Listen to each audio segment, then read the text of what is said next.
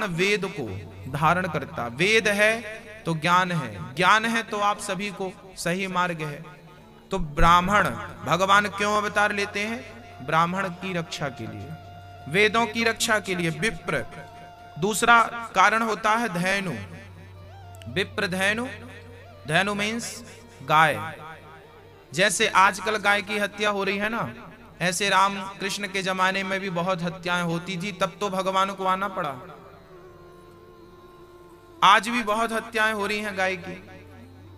जब भगवान देखते हैं कि गाय सुरक्षित नहीं है, लोग कुत्ते पाल रहे हैं पर गाय को नहीं पाल रहे हैं, तब भगवान को गाय की रक्षा करने के लिए आना पड़ता है। और स्वयं कृष्ण गाय की सेवा करते हैं ताकि घर घर में गाय का पालन हो। यह संदेश देकर के कृष्ण जाते हैं कि गौ की तुम सेवा करना। विप्रधेनु, और तीसरे हैं सुर। विप्रधेनु सुर, सुर मतलब देवता। भगवान क्यों अवतार लेते हैं? सुर मीन्स देवता। जब देवताओं की पूजाएं आपने बंद कर दी, आप में से कितने लोग सूर्य भगवान को सवेरे जल चढ़ाते हैं? हाथ उठाओ। अच्छा, सब चढ़ाते हैं, वाह, बहुत अच्छी बात। जल चढ़ाते हैं, 90% लोग जल नहीं चढ़ाते। तो ये देवताओं से आपने प्रकाश तो लिया और एक लोटा पानी भी नहीं दिया। आज साइंस पढ़ने वाले विद्यार्थी हमसे पूछते हैं कि सूर्य भगवान को जल क्यों चढ़ाएं? क्या होता है जल चढ़ाने से? हाँ? पहले हमारे गांव की माताएं ना, अनपढ़ माताएं, अंगूठा छाप, वो आज वही वैज्ञानिक लोग कहते हैं कि पीपल जरूरी है, पीपल नहीं होगा तो ऑक्सीजन नहीं होगा। बोलो हाँ या ना? तो हमारे बुजुर्ग लोग जो करते थे, क्या गलत करते थे? पीपल की पूजा करना क्या गलत था? बट वृक्ष की पूजा करना क्या गलत था? ऑक्सीजन 24 घंटे कोई वृक्ष देता है तो सिर्फ पीपल। ऑक्सीजन लेकर ऑक्सीजन देती है तो केवल गौ माता, इसलिए गाय को माता कहा जाता है। आप ये बिजली जल रही है तो बताओ, बिजली जल रही है तो बिल देना पड़ता है कि नहीं? बोलो हाँ या ना? देना पड़ता ना। यदि हम बिजली जलाते हैं, प्रकाश लेते हैं, तो बदले में हमें बिल देना पड़ता है। और सूर्य भगवान तुम्हें रोज प्रकाश देते हैं, विटामिन डी देते हैं, तुम्हारी फसल को ताकतवर बनाते हैं। यदि सूर्य भगवान ना आए तो किसी किसान की फसल पकेगी? हम तुम रोटी खा पाएंगे? सूर्य भगवान ना हो तो किसी की फसल पकेगी? नहीं ना। तो सूर्य भगवान हम सबका पालन कर रहे हैं कि नहीं अपने प्रकाश से? तो वो यदि पालन कर रहे हैं अपने प्रकाश से, वो यदि हमें प्रकाश दे रहे हैं, तो क्या हम उन्हें लोटा भर जल भी नहीं दे सकते? जब आप अपना धर्म कर्म अपना मार्ग भूल जाते हैं, तब भगवान अवतार लेते हैं। विप्रधेनु सुर, सुर मतलब देवताओं की रक्षा के लिए। संत हित, चौथा कारण है संतों का हित। क्या कारण है मेरी मां? क्या कारण है? संत हित। विप्रधेनु सुर संत। भैया बैठ जाइए, शांति से बैठ जाओ। विप्रधेनु सुर संत हित। अभी हमारे बीच में सदगुरुदेव भगवान आए थे, संत जी आए थे। ऐसे संतों पर कोई अत्याचार करे तो बताओ भगवान को आना पड़ेगा कि नहीं? जब साधु संतों पर अत्याचार किया जाता है तो भगवान आते हैं। तो भगवान 4 लोगों के लिए आते हैं। विप्रधेनु सुर संत हित। लीन मनुज अवतार। जब अत्याचार आप सभी पर होता है तो भगवान आकर के और पुनः परित्राणाय साधु नाम विनाशाय च दुष्कृताम, परित्राणाय साधु नाम विनाशाय च दुष्कृताम धर्म संस्थापनार्थाय संभवामि युगे युगे। भगवान ने एक उंगली से गोवर्धन को उठाया, गाय की रक्षा करने का संकल्प दिलाया। बोलिए आप लोग गाय की सेवा करते हैं कि नहीं करते हैं? गाय की सेवा किया करो, गाय का दूध पिया करो। गाय का दूध अमृत, दही अमृत, मक्खन अमृत, घी अमृत। गाय मां है। भगवान श्री कृष्ण ने गोवर्धन उठाया तो राधा रानी दौड़ के आई, उन्होंने भी अपना हाथ लगा लिया। तब भगवान से पूछा कि आपने तो गोवर्धन उठा लिया। तब भगवान ने कहा कि कछु माखन को बल बढ़ो, कछु गोपन करी सहाय। श्री राधा की कृपा भई, मैंने गिरिवर लियो उठाए।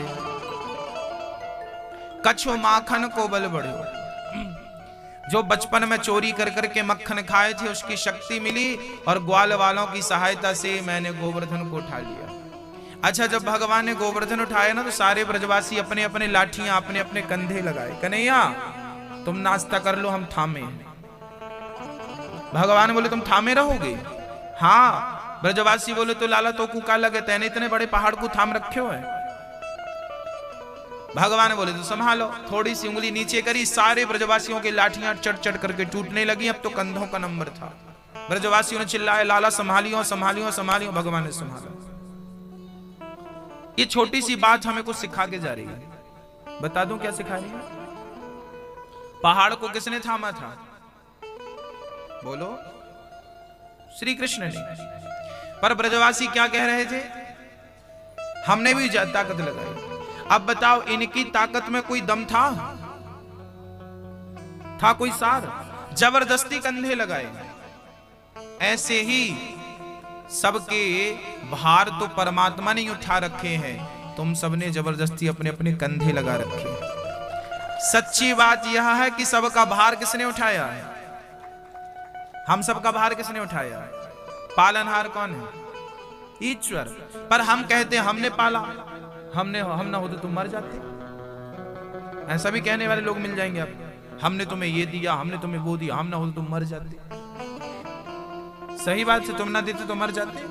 जिन बच्चों की मां बचपन में मर जाती, पैदा करती, वो बच्चे मर जाते हैं क्या? आप लोग कान खोल के सुनिए और इस बात को समझिए, पालनहार आप नहीं हैं किसी के भी, किसी के। मैं किसी का भी पालनहार नहीं हूं। सबके पालनहार कौन है? ईश्वर। ये बात अपनी खोपड़ी में बिठा लीजिए। आप लोग बड़े टेंशन में रहते हैं, बड़े परेशान रहते हैं। आपको चिंता रहती है अपने बच्चों की, आपको चिंता रहती है अपने काम धंधे की। क्यों? काम कर्मण्यवादी कारस्ते। तुम काम कर्म करो, तुम कर्म करो, ठीक है, तुम्हें स्वतंत्रता है कर्म करने की, पर तुम टेंशन क्यों कर रहे हो? तुम्हारे सोचने से अच्छा ये बताओ, आप जितने लोग यहां बैठे हो, ये बताओ कि आपके सोचने से, आपकी चिंता करने से क्या आपकी चिंता कम हो जाती है? कहो। यदि चिंता करने से चिंता कम होती है तो आइए हम सब मिलकर चिंता करते हैं। काम वो करता ही है, जबरदस्ती तुमने कंधे लगा रखे। हम कर रहे हैं, हम कर रहे हैं। जबरदस्ती की टेंशन। कल की चिंता ना करिए। कल की चिंता करछिए नहीं कि मोबाइल खरीदे तो कल की गारंटी ना लीजिए। लीजिए। हमने एक मोबाइल लिया तो मोबाइल की दुकान से हम बोलते हैं ना दुकान वाले से, भाई साहब इसकी गारंटी क्या है, वारंटी क्या है? वो बोलता है 1 साल की, 1 महीने की तो गारंटी है, साल भर की वारंटी है। हाँ या ना? देता ना, गारंटी वारंटी दोनों मिलती है। आप टीवी खरीदते हैं तो वारंटी गारंटी होती है। आप किसान आदमी है, ट्रैक्टर खरीदते हैं, वॉशिंग मशीन, फ्रिज, टीवी इत्यादि हम खरीदते। जो भी सामान हम लेते हैं तो कल की सोचते हैं कि इन फ्यूचर इसका हम क्या करेंगे, इसकी बिगड़ जाएगा तो इसके पार्ट्स मिलेंगे या नहीं। हाँ, इन चीजों में तो कल की आप सोचिए, नो प्रॉब्लम। परंतु आप परिवार में, रिश्तों में कल की सोचेंगे तो टेंशन होगी। इसमें कल की सोच ना रखिए। इसमें तो शास्त्र कहते हैं, गुरुजन कहते हैं कि जिसका वर्तमान अच्छा है उसका भविष्य भी अच्छा है, जिसका प्रेजेंट अच्छा है उसका फ्यूचर अच्छा है, जिसका प्रेजेंट बिगड़ा है उसका फ्यूचर बिगड़ा। आप क्या करते हैं? कल की चिंता में आज बिगाड़ लेते हैं। चिंता कब की है? कल की। और कल की चिंता में टेंशन आज आ गई तो आज ना आप सो पा रहे हैं ठीक से, ना खा पा रहे हैं, ना पत्नी से बात कर पा रहे हैं, ना बच्चों को समय दे पा रहे हैं, क्योंकि चिंता कल की। अभी कल आया नहीं, पर कल की चिंता में आज से मरने लगे तुम। क्यों? जब कल आएगा तो देखेंगे ना कल। कल की चिंता में आज वर्तमान क्यों खराब करो अपना? बात समझ में आ रही है कि नहीं मैया? आ रही है कि नहीं? क्या समझ में आया बताओ? बोलो। नहीं समझ में आया? नहीं आपको तो आई, पीछे वाली मैया बतिया रही थी ना। कल की चिंता हमें नहीं, अब सौंप दिया इस जीवन का सब भार। गुरुजी ने एक भजन गाया बहुत बढ़िया सा। कौन सा गाया? नहीं ये वाला नहीं गाया। गुरुजी ने गाया कि सीताराम सीताराम सीताराम कहिए और जाहि विधि राखे राम। ये भजन गा तो लिया आप सभी ने, इसका अर्थ पता है? भजन गाने से काम नहीं बनेगा। मैं अपने पिता से बहुत प्यार करता हूं, मैं पिता के नाम की माला जपता हूं, पिता पिता पिता पिता पिता पिता पिता पिता पिता पिता। पर पिता बोले बेटा पानी लाओ एक गिलास। नहीं पानी नहीं लाएंगे, हम तुम्हारे नाम की माला जपेंगे। पिता पिता पिता पिता पिता पिता पिता पिता पिता पिता। पिता के नाम की माला बराबर जपेंगे, पर पिता कुछ कहेगा तो मानेंगे? तो क्या माला जपना सफल हुआ? राम नाम की माला जपने के पहले जो राम कह रहे हैं वो अनुसरण कर लीजिए तो माला जपना सार्थक हो जाएगा। सीताराम सीताराम सीताराम कहिए और जाहि विधि राखे राम। यदि अच्छा बताओ आप में से चिंता टेंशन किस किस को है? जिनको हाथ उठाओ आज मैं सारी सामान रखा कर दूं। करता मैं करता हूं। यदि आपने अपने आप को करता माना है तो चिंता तो स्वाभाविक है, होगी। पर चिंता यदि उस दिन समाप्त हो जाएगी जिस दिन आप कर्ता कृष्ण को बना देंगे। अर्जुन ने रथ की डोर किसे सौंप दी? बस अब चाहे तो तुम पार लगाओ, चाहे तो तुम डुबाओ, चाहे तो जिता दो, चाहे तो हरा दो। हमने तो डोर सौंप दी है। बस अपने आप को जैसे छोटा सा बच्चा आपकी गोद में सो जाए तो उसकी सारी सुरक्षा आप करेंगे। आप अपने आप को एक बार सौंप कर तो देखिए, फिर देखिए क्या नहीं होता। जब तुझसे ना सुलझे तेरे उलझे हुए धंधे तो भगवान के इंसाफ पे छोड़ दे ए बंदे। वही तेरी मुश्किल आसान करेगा, जो तू ना कर सका वो भगवान करेगा। एक छोटी सी बात कह के मैं चिंता के सब्जेक्ट को पूरा करता हूं। एक सेठ जी थे, उन्होंने एक फैक्ट्री डाली, बहुत बढ़िया फैक्ट्री थी। कम से कम 250-300 वर्कर काम करते थे। अभी सोचा था फैक्ट्री डाली, पर फैक्ट्री शुरू हुई तो शुरू से उसमें नुकसान होना चालू हो गया। जिन्होंने फैक्ट्री डाली वो बहुत टेंशन में आ गए, डिप्रेशन में आ गए, बिस्तर से उठ नहीं रहे हैं, खा नहीं रहे हैं, क्योंकि चिंता है कि 250 वर्कर हैं, पेमेंट क्या देंगे, कैसे काम चलेगा, लाखों करोड़ों रुपए फंस गए हैं, अब क्या होगा, अब क्या।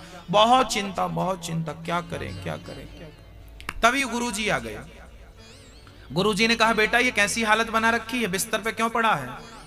चेला ने कहा गुरुजी मेरी सारी फैक्ट्री डूब गई, करोड़ों रुपए लगाए, सारे पानी में चले गए, कोई फायदा 1 रुपए का नहीं, चली ही नहीं फैक्ट्री। गुरुजी ने कहा एक छोटा सा काम कर, तेरी फैक्ट्री बहुत बढ़िया चलेगी। हाँ गुरुजी बताओ।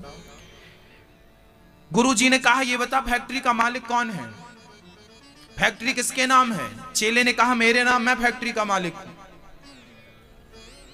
गुरुजी बोले बस यही तो गलती है, तू मालिक बना बैठा है तो नुकसान भी तू ही सह। अब तू एक काम कर, अपनी फैक्ट्री में एक छोटा सा मंदिर बना राम जी का। यह बिल्कुल सत्य घटना है, वो मंदिर आज भी है और वो आदमी आज भी है जो मैं कथा सुना रहा हूं। गुरुजी ने कहा बेटा एक छोटा सा मंदिर तू फैक्ट्री में बना। उसने मंदिर बनाने को पैसे नहीं थे तो कर्जे लिए कि चलो इतना तो है, 10-20 हजार और सही, करोड़ों तो है। अब उसने एक छोटा सा मंदिर अपनी हैसियत के अनुसार फैक्ट्री में बनाया, राम जी की प्रतिमा लाई, बिठाई, स्थापना करी और गुरुजी ने कहा कि अब फैक्ट्री का मालिक तू इन्हें बना।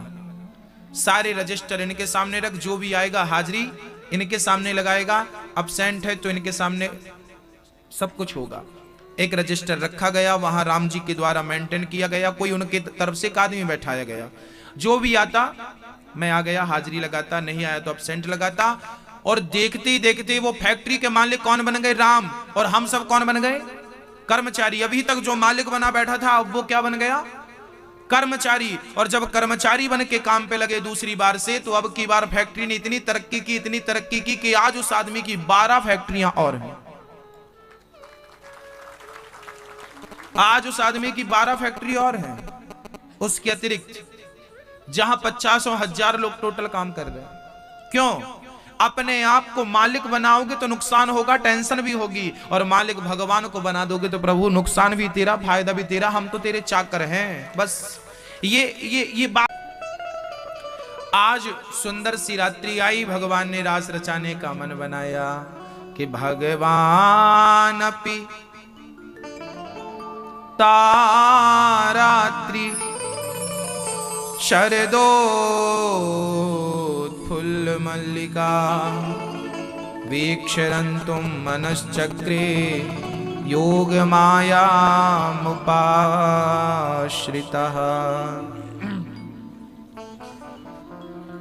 भगवान अपि तारात्रि शरदोत, आज भगवान ने सुंदर सी रात्रि में बांसुरी बजाई, और आज यमुना के पुलिन तट पर खड़े होकर भौरे पुष्पों पर गुंजार कर रहे थे। यमुना का जल कल कल कल कर करके बह रहा था। सुंदर सी घास, सुंदर सी चंद्रमा का प्रकाश चारों तरफ बिखरा था। आज भगवान का हुआ रंतुम, मतलब रमण करने का मन हुआ। भगवान अपि तारात्रि शरदोत्फुल्ल मल्लिका वीक्षरंतुम, रमण करने का मन हुआ। चलो आज गोपियों के संग रमण करते हैं। और जैसे ही रमण करने के लिए श्री कृष्ण ने अपनी बांसुरी अधरों पर रखी और जो बांसुरी बजाई, आज सारी गोपियां काम पर बिजी थी। एक गोपी गाय दोह रही थी, और जैसे ही कृष्ण की बंसी सुनाई पड़ी, राधा, ललिता, विशाखा, चंपकलता, जैसी बंसी सुनाई पड़ी, उसी क्षण गोपी ने गाय को वहीं छोड़ा, दूध को वहीं छोड़ा, बछड़े को वहीं छोड़ा, और दौड़ पड़ी श्री कृष्ण से मिलने के लिए। वाह, ऐसी उत्कंठा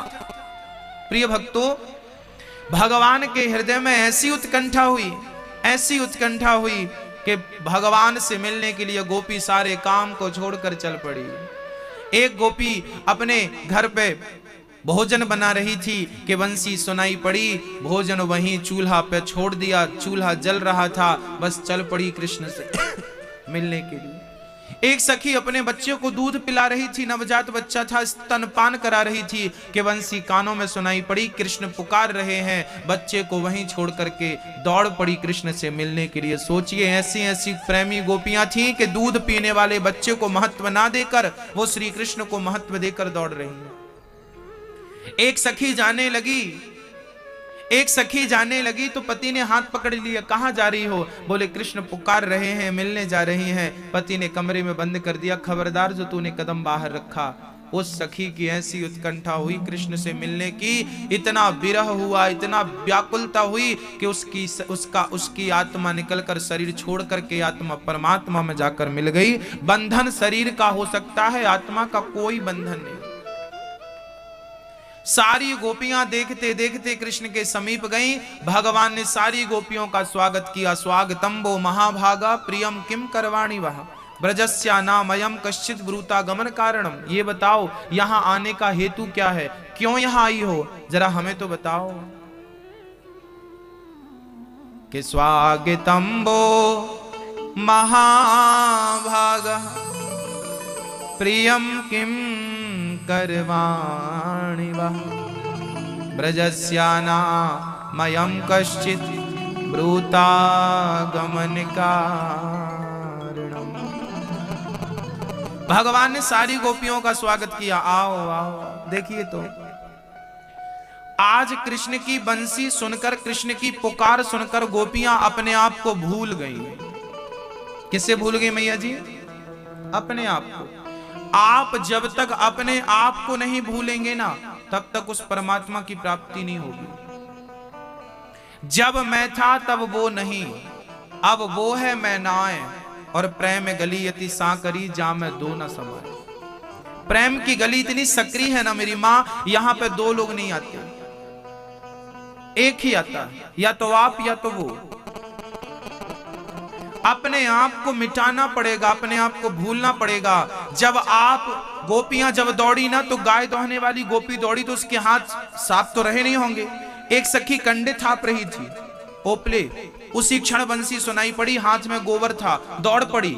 एक सखी आंखों में काजल लगा रही थी, एक पे लगा दूसरी पे लगा नहीं, वैसी दौड़ पड़ी। आंख हाथ पे काजल था, हाथ भी नहीं धोई, कपड़ी जैसी पहनी थी वैसी चल पड़ी। मतलब अपने आप को क्या हो गई, वो अपने आप को क्या हो गई, भूल गई। किसकी याद में, कृष्ण की। मतलब अपने आप को भूल जाना और कृष्ण को याद रख लेना। बस मेरी मां, जिस दिन आप अपने आप को भूल जाएंगी कृष्ण के लिए, उसी दिन कृष्ण प्राप्त हो जाएगा आपको। बस समस्या यह है कि हम भूलते नहीं अपने आप को। देखिए, हम वेद पढ़ के ज्ञानी तो हो सकते हैं, परंतु अपने आप को भूल पाना यह बहुत कठिन है। यदि ये कठिन काम आपने कर ली, अर्थात अपने आप को भुला दिया, जीरो, शून्य। अब मैं आपको और आगे ले चलता हूं, सुनिएगा। जब मैं मानपुर आ रहा था ना, तो रास्ते पे लिखा था मानपुर 5 किलोमीटर, सड़क के किनारे। जहां 5 लिखा था, क्या वहां मानपुर था? बोलो हां या ना। आगे आया तो लिखा था मानपुर 2 किलोमीटर, लिखा ना सड़क के किनारे। इस तरफ से आएंगे तो भी लिखा और इस तरफ से आएंगे तो भी लिखा, मानपुर 2 किलोमीटर। जहां 2 लिखा है, क्या वहां मानपुर था? था क्या? नहीं था। 2 लिखा है। अच्छा, आगे आया तो लिखा मानपुर 1 किलोमीटर। जहां 1 लिखा था वहां मानपुर था? नहीं। और आगे आए तो लिखा था मानपुर 0, शून्य, कुछ नहीं था। जहां कुछ नहीं था वहीं तो मानपुर था, वहीं तो सब कुछ था। जहां आपको शून्य मिल जाए, जहां आपको शून्य मिल जाए, वही आपकी मंजिल है।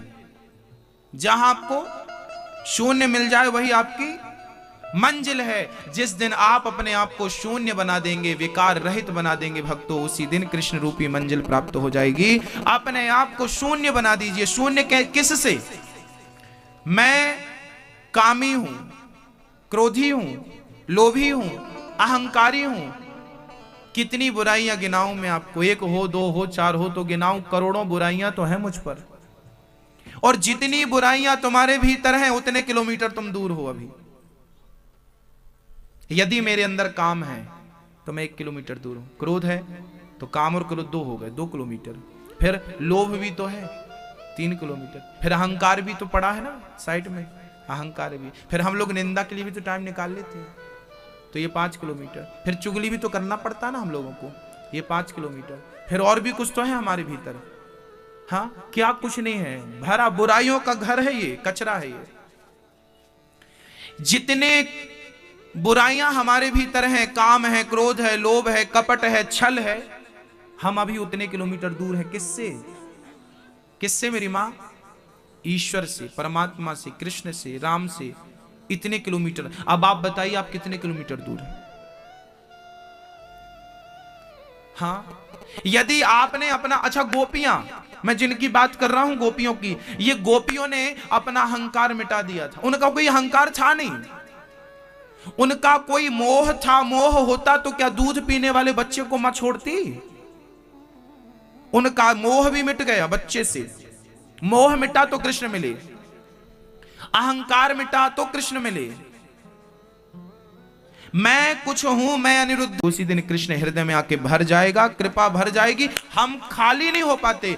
आप बताइए कि आपकी यहां मेरी मां बैठी है, कोई 30 साल की है, कोई 25 साल 50 साल की है, कोई 70 साल की है, कोई 80 साल की मां यहां बैठी हैं, और पुरुष गण भी बैठे हैं। बताइए आपकी 80 साल की उम्र हो गई साहब, 25 साल से लेके जन्म से लेके आप 80 साल के हो गए। बताइए क्या आज तक आप खाली हो सके? और मैं आपको बताऊं, जब तुम पैदा हुए थे ना अपने मां के गर्भ से, तुम सब खाली थे। बच्चे खाली होते हैं, हाँ या ना? बोलो।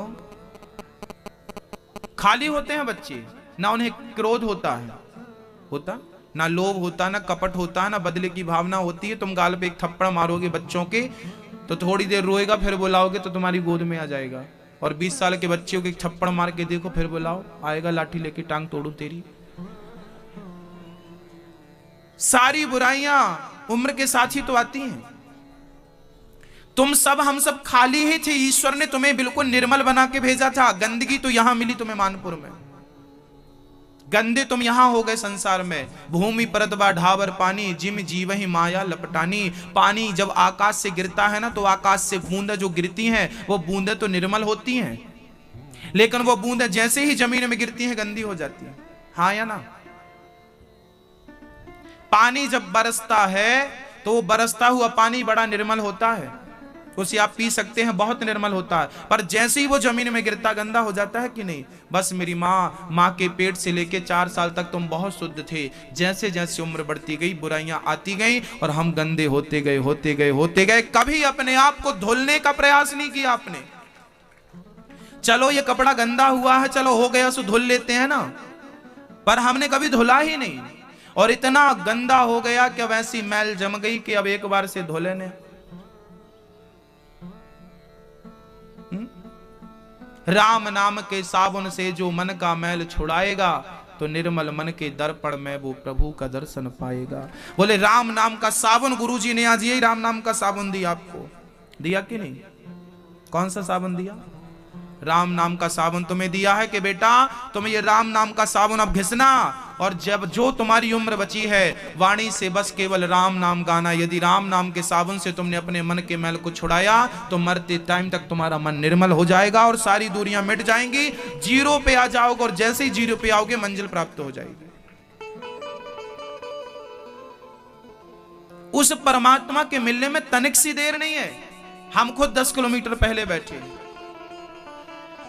मैया बात समझ में आ रही है? खाली करेंगे अपने आप को खाली करेंगे अपने आप को, करेंगे?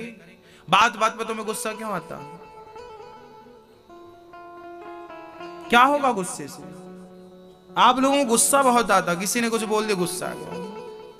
क्यों भाई? भगवान श्री कृष्ण ने शिशुपाल की कितनी गालियां खाई थी? कितनी? 100 गालियों के बाद जब 101 हुई तो क्या किया था? बोलो। सुदर्शन से सिर काट दिया। जो भगवान 100 गालियां सुनने के बाद सिर काटता है, क्या वो भगवान फर्स्ट गाली में सिर नहीं काट सकता था? क्या मैं इंतजार करूंगा कि तुम 100 गाली पूरी करो? आप करेंगे इंतजार? नहीं ना। तो भगवान ने पहली गाली में सिर क्यों नहीं काटा? अरे वो कृष्ण हमें और आपको संदेशा देना चाहते थे कि दुनिया वालों देखो मैं भगवान हूं, मुझे भगवान को भी गालियां मिल रही हैं, और वो भी 1-2 नहीं, 100 गालियां मिल रही हैं। और देखो मैं भगवान होके सहन कर रहा हूं। मैं भगवान होके, कृष्ण कह रहे हैं कि मैं भगवान होके कितनी गालियां सह रहा हूं? यदि मैं भगवान होके 100 गालियां सहता हूं, 100 गालियों तक चुप रहता हूं, तो तुम इंसानों को सिखा रहा हूं कि तुम भी 10-20 गालियों तक चुप रहना, 10-20 गालियां तो सहन कर लेना, तब तो तुम महान बनोगे। तुम्हें गालियां नहीं पच रही है, बात बात में गुस्सा आ रहा है, गुस्सा खून जला रहे हो अपना। क्यों आ रहा गुस्सा? क्रोध क्यों आता है? आप में से कोई बता सकता है क्रोध क्यों आता है? आप केवल ये जानते हैं कि गुस्सा आता है, आप केवल ये जानते हैं कि क्रोध बहुत आता है हमें, पर आज तक आपने ये जानने की कोशिश नहीं की कि आपको क्रोध आता तो है, पर क्यों आता है? आप लोग पत्ते तो झड़ाते हैं, जड़ नहीं काटते। अरे भाई जड़ काटेंगे तो पत्ते अपने आप झड़ जाएंगे। बीमारियों की जड़ काटनी चाहिए। क्रोध क्यों आता है? आइए हम इसकी दिशा पे चलते हैं। क्रोध क्यों? आपको बहुत प्रॉब्लम है, गुस्सा बहुत आता है गुरुजी, हमें गुस्सा बहुत आता, गुस्सा बहुत आता। आइए हम आपके गुस्से का आज इलाज कर देते हैं। गुस्सा क्यों आता? पहले कारण बताएंगे। गुस्सा आने के 2 कारण हैं। पहला कारण है आपकी इच्छा है कि ये 5000 की साड़ी मुझे मिल जाए, मिल गई तो खुश, नहीं मिली तो गुस्सा आता। कैसे पति हो तुम, उसकी पत्नी को देखो, उसकी पत्नी 10,000 की दिलाई, तुम निकम्मे पति हो, कुछ काम के नहीं, साड़ी नहीं दिलाती, गुस्सा आ गया। सही बोल रहे हैं क्या हम? आपका हर गुस्सा किसी कारण से ही आता है। बोलो हाँ या ना। गुस्से का पहला कारण है कि आपकी इच्छाएं यदि पूरी नहीं हुई तो गुस्सा आता है, चिड़चिड़ापन होता है। इसलिए हम कहते हैं कि अपनी इच्छाएं ज्यादा ना रखो। अधिक इच्छाएं ही आपको गुस्सा भी देती हैं और दुख भी देती हैं। इसलिए हमें इच्छाएं नहीं रखनी चाहिए ज्यादा। रोटी, कपड़ा, मकान, शिक्षा हमारी जरूरत है। यदि ये मिल जाए तो ईश्वर पे फिर जो दिया संतुष्ट होना चाहिए। अच्छा, इच्छाएं कैसे मिटेंगी? बोले इच्छाएं कैसे मिटेंगी? बोले इच्छाएं मिटेंगी संतोष से। अच्छा, आप में से यहां जितने लोग बैठे हैं ये बताओ, आप अमीर लोग हो कि गरीब लोग हो? बोलो, आप में से कितने लोग गरीब हैं? हाथ उठाओ। जो गरीब है हाथ उठाए पूरा पूरा।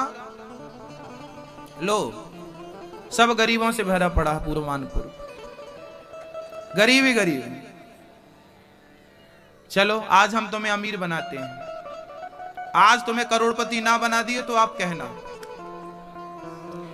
आप लोग कह रहे हैं हम गरीब हैं, गरीब हैं, गरीब हैं। चलो बताओ, आपकी जो आंखें हैं